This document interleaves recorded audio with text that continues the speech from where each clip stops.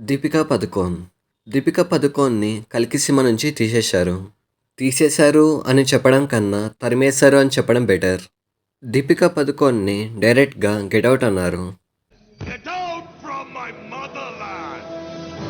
అయితే అసలుకి దీపికా పదుకోన్‌ని 'కల్కి' లాంటి పెద్ద సినిమా నుంచి ఎందుకు గెంటేశారు?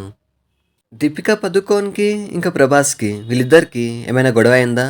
లేకపోతే దీపికా పదుకోన్‌కి ఇంకా టీమ్ మేనేజ్మెంట్‌కి ఏమైనా గొడవ అయిందా? అసలేమైందో ఈరోజు ఈ వీడియోలో తెలుసుకుందాం. చాలామంది వీడియో చూస్తున్నారు కానీ సబ్స్క్రైబ్ చేయట్లేదు. వీడియోలోకి వెళ్ళే ముందు వెంటనే సబ్స్క్రైబ్ చేయండి.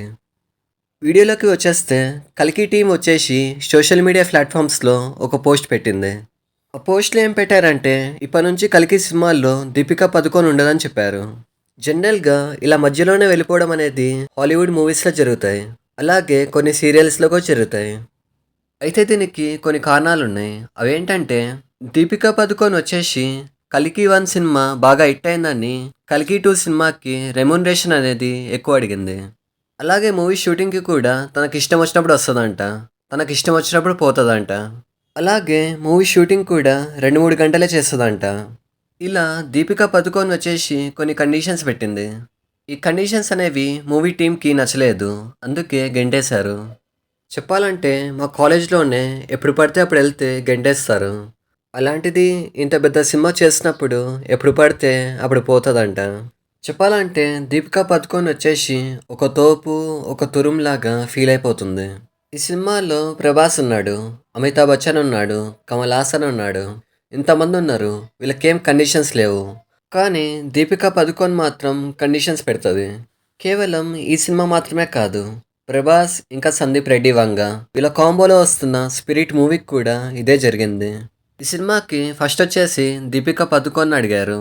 అప్పుడు దీపికా పదుకోన్ వచ్చేసి కల్కి సినిమాకి ఎలాంటి కండిషన్స్ పెట్టిందో అలాంటి కండిషన్స్కే ఈ సినిమా కూడా పెట్టింది. అలాగే ఈ సినిమా నుంచి వచ్చే ప్రాఫిట్ కూడా అడిగింది. సో ఇలా జరగడంతో సందీప్ రెడ్డి వంగ వచ్చేసి దీపికా పదుకోన్ని గెట్ అవుట్ అన్నాడు. తర్వాత యానిమల్ సినిమాలో నటించిన తృప్తి డిమ్రిన్ పెట్టాడు. సందీప్ రెడ్డి వంగ ఇంకా దీపికా పదుకోన్ వీళ్ళ ఇష్యూ అనేది పెద్ద కాంట్రవర్సీ అయింది. కాంట్రవర్సీ అంటే మామూలు కాంట్రవర్సీ కాదు, పెద్ద కాంట్రవర్సీ అయిపోయింది. చెప్పాలంటే వీళ్ళిద్దరికి గొడవ అనేది అవడం వల్ల దీపికా పదుకోన్ కల్కి సినిమా నుంచి బయటకు వచ్చేసిందని అంటున్నారు. ఇక్కడ తప్పు ఎవరిదంటే దీపికా పదుకోన్ అని చెప్పాలి. ఎందుకంటే దీపికా పదుకోన్ వచ్చేసి 2 సినిమాల నుంచి బయటకు వచ్చేసింది. ఇప్పుడు ఒక సినిమా వల్ల అయితే మూవీ టీమ్ది అనుకోవచ్చు. కానీ 2 సినిమాల మధ్య జరిగింది. పైగా 2 సినిమాలకి సేమ్ కండిషన్స్ కూడా పెట్టింది. అందుకే దీపికా పదుకోన్ అని చెప్పాలి. దీపికా పదుకోన్ ఏంటంటే ఈమె కంటే ఇండియా మొత్తంలో పెద్ద యాక్ట్రెస్ ఎవరు లేరు అని అనుకుంటుంది.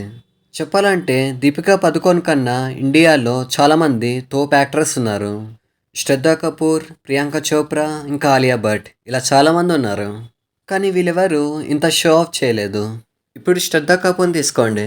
శ్రద్ధా కపూర్కి ఉన్న ఫాలోయింగ్ ఇండియాలో ఏ హీరోయిన్ కూడా లేదు.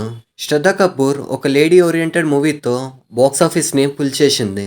కానీ దీపికా పదుకోన్కి మాత్రం బాక్స్ ఆఫీస్ని పుల్ చేయడం చేత కాదు. అలాగే దీపికా పదుకోన్ పిఆర్ ఉంటాయి కదా, పిఆర్ టీం వచ్చేసి సింపతి డ్రామా మొదలుపెట్టడం స్టార్ట్ చేశారు.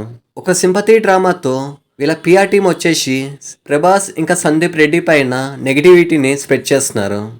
వీళ్ళ పిఆర్ టీం ఏమంటుందంటే దీపికా పదుకోన్ మొన్ననే ఒక మదర్ అయింది, అందుకే వర్కింగ్ అవర్స్ అనేది చాలా తక్కువ చేస్తుందని అంటున్నారు. ఓకే, ఇది బాగానే ఉంది. కానీ ప్రాఫిట్ అనేది ఎందుకు అడుగుతుంది? ఇక్కడ షూటింగ్ అవర్స్ అనేది తక్కువ చేసుకుంటే తప్పే లేదు. కానీ దీపికా పదుకోన్ మనీ అనేది ఎక్కువ డిమాండ్ చేస్తుంది.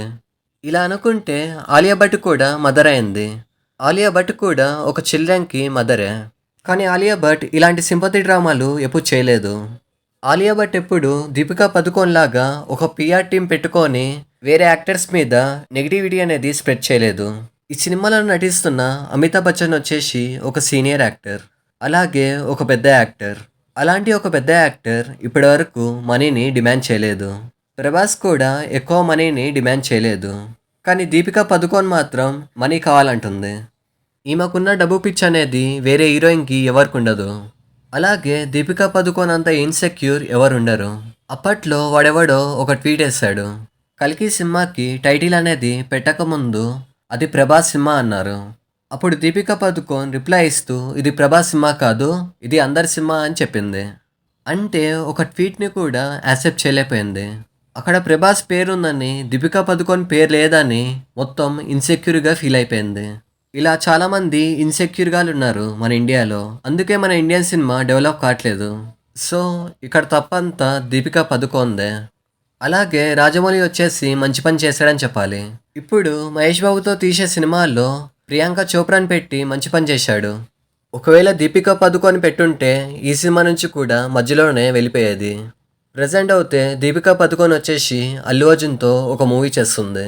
ఆ సినిమాలో కూడా ఉంటదో లేకపోతే మధ్యలోనే వెళ్ళిపోతుందో తెలీదు. సో ఇది మ్యాటర్. ఇలాంటి మరిన్ని వీడియోస్ కోసం లైక్ చేయండి, షేర్ చేయండి, సబ్స్క్రైబ్ చేయండి.